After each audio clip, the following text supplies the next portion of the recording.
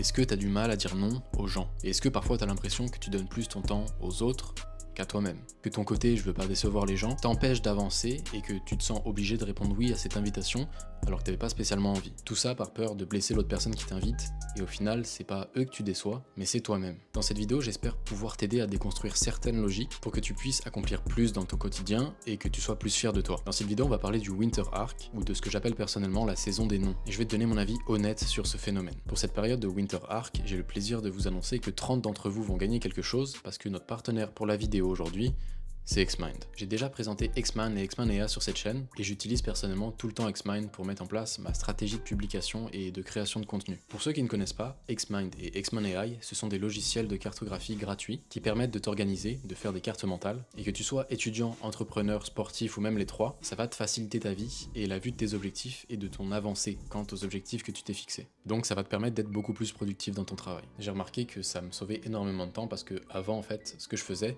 c'est que je faisais une méthode un peu archaïque. Je faisais moi-même mes plannings et mes cartes mentales, mais sur papier. Ça m'a sauvé du temps et de l'argent aussi. Et évidemment, c'est aussi beaucoup plus esthétique maintenant. Pourquoi je te parle de Xmind et de Xmind AI aujourd'hui? Parce qu'en fait, pendant cette période de Winter Arc, il faut parvenir à se concentrer si on veut atteindre nos objectifs. Et que si tu es comme moi et que très souvent, tu as du mal à te concentrer, il a été prouvé que le mapping peut fortement aider à se concentrer, et aussi que les personnes atteintes de troubles de l'attention ou les gens qui ont plus de mal à se concentrer sont plus des penseurs visuels, et que le mind mapping aide à visualiser leurs idées tout en les aidant à mieux assimiler des connaissances et à résoudre des problèmes. Il faut savoir qu'il y a aussi certains psychologues qui utilisent Xmind ou le mapping en général pour traiter avec les patients. Ils font du mapping comme par exemple ici. Ici, le patient a été cartographié en plusieurs questions avec plusieurs thèmes afin d'aider mieux leurs patients. Avec des questions comme quoi, qui, comment, pourquoi, où, quand, et ensuite, avec toutes ces questions-là, ils vont pouvoir les relier entre elles et même les faire parvenir à leurs patients. Et c'est pour toutes ces raisons que Xmind et Xmind AI sont les boss des logiciels pour t'aider à être plus productif.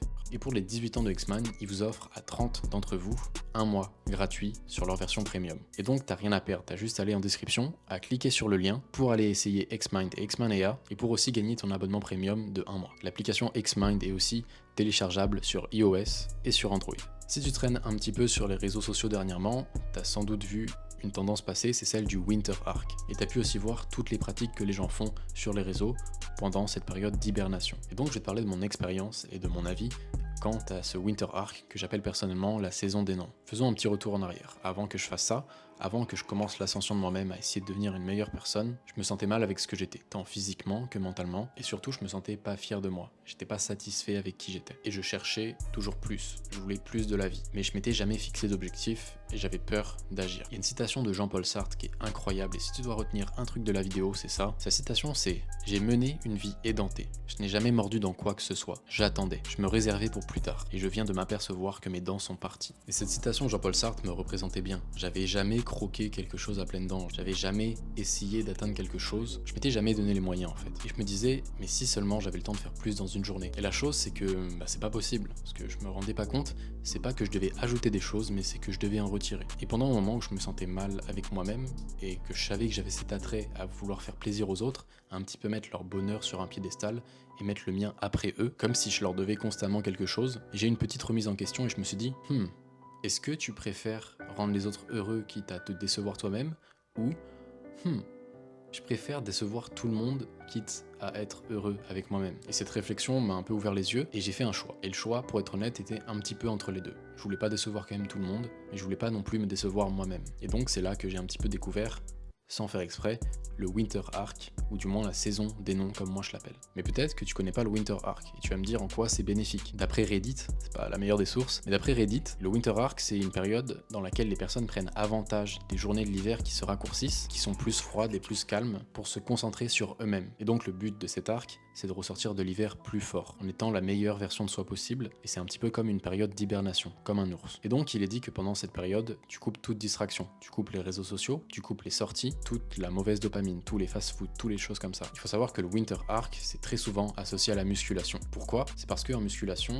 cette période-là nous permet de faire des prises de masse un petit peu plus grasses, dans le sens, c'est pas l'été, et donc on peut manger un peu plus. Et donc cacher les 3 raclettes par jour qu'on mange sous les vêtements. Et je sais pas du tout qui c'est qui a inventé le Winter Arc et qui c'est qui l'a popularisé, parce qu'il y a tout et n'importe quoi qui se dit sur internet. Mais cette période de focus sur soi commencerait le 1er octobre et terminerait en fin décembre. Et donc c'est un petit peu le rush de fin d'année pendant 90 jours. Le fait d'avoir vécu ce phénomène-là et d'avoir pris un petit peu de recul dessus, ça m'a fait tirer quelques conclusions. Le point qui m'a le plus apporté de cette expérience-là, c'est le fait de vivre en saison. Et donc en priorisant certaines choses, évidemment, tu vas réduire d'autres choses. Tu vas les laisser un petit peu de côté.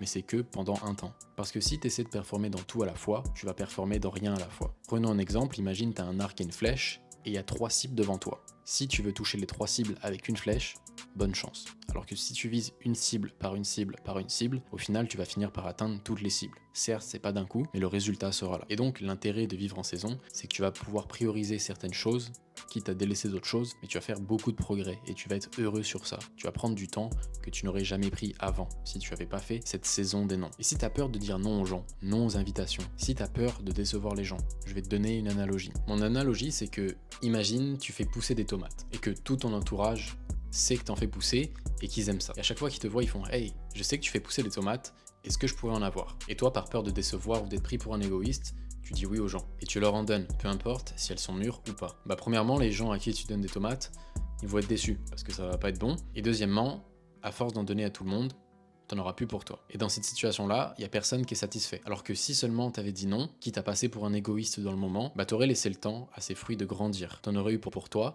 et l'excédent de bons fruits que t'avais eu, t'aurais pu le donner à tes proches. Faut comprendre que dans cette analogie, les tomates, c'est ton temps. Et comment tu l'alloues aux gens.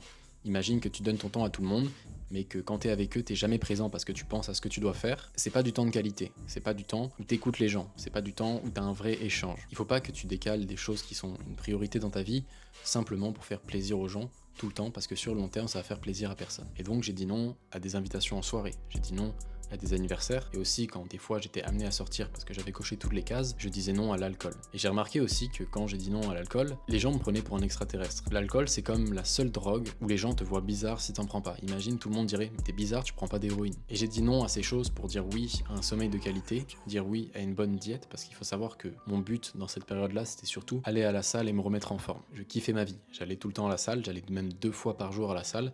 Je vivais, je mangeais, j'écoutais, je dormais, musculation. Et c'est là où j'ai eu les plus gros progrès de ma vie. Et j'ai compris qu'avec assez de temps et avec assez d'attention envers une seule chose, tu pouvais faire fleurir cette graine. Et comme je te disais tout à l'heure, c'est pas obligé d'être éternel. C'est pas à l'infini que tu te mets dans cette période de privation et que tu refuses toutes les invitations. Parce que les amis qui t'ont invité, dans 3 mois, ils seront toujours là, ils pourront toujours t'inviter. Mais leur dire simplement, ok les gars, je vais rentrer dans une période de quelques semaines, quelques mois, où je vais me concentrer sur moi-même et j'aurai moins de temps à vous allouer. Mais vous en faites pas, on se retrouve d'ici quelques semaines. Je pense pas qu'ils vont te dire, non, fais pas ça. Fais pas les choses pour toi. Tu dois juste accepter que, peut-être, il y a des gens que tu vas décevoir. Mais est-ce que tu préfères te décevoir toi ou eux? Et donc pour rentrer dans cette saison des noms, il faut que tu établisses un plan. J'avais mis 2 ou 3 choses que je voulais améliorer. Ça, c'est la liste à laquelle je vais me fixer. Musculation, nutrition et YouTube. Il faut pas que tu sois victime du syndrome de l'objet brillant qui fait que dès qu'il y a une nouvelle chose, dès que tu as une nouvelle idée, tu veux l'appliquer et tu veux t'améliorer dans ça. Parce qu'on revient à la même problématique. S'il y a trop d'objectifs, tu vas aller nulle part. Ce que je trouve un peu négatif avec le Winter Arc, ou la période où tu te concentres sur toi, c'est que parfois tu tombes dans la facilité de dire non à toutes les invitations, tu restes dans ton confort. Dans ton confort d'introverti, si t'es plus une personne introvertie comme moi, et qu'au final, lorsque tu vas vouloir ressortir vers le monde après cette période-là de privation, tu vas te sentir mal socialement, tu vas plus réussir à parler aux gens, tu vas plus réussir à connecter autant aux gens. Et c'est ça que je trouve dommage, et c'est pour ça que je vais pas remettre à zéro toutes les invitations. Que si j'ai du temps, je les accepte. Peut-être même que certaines personnes ont un besoin inverse, pas de s'enfermer, mais d'aller vers l'extérieur pour essayer d'améliorer leur communication et le fait de connecter aux autres. Il faut que chacun ait son objectif et je pense qu'en général, se mettre des défis dans la vie, se mettre soi-même de l'inconfort dans un monde qui est cerné par le confort, qui est cerné par la technologie, et on peut se goinfrer de nourriture, on peut ne pas se priver et aller sur les réseaux sociaux toute la journée, je pense que c'est la meilleure chose que de se mettre de l'inconfort dans la vie. C'est là où tu grandis. Une espèce grandit face à l'inconfort. Alors pour pas que tu mènes une vie édentée comme Jean-Paul Sartre et que tu croques dans rien, fais les choses aujourd'hui pour le bien du toi futur.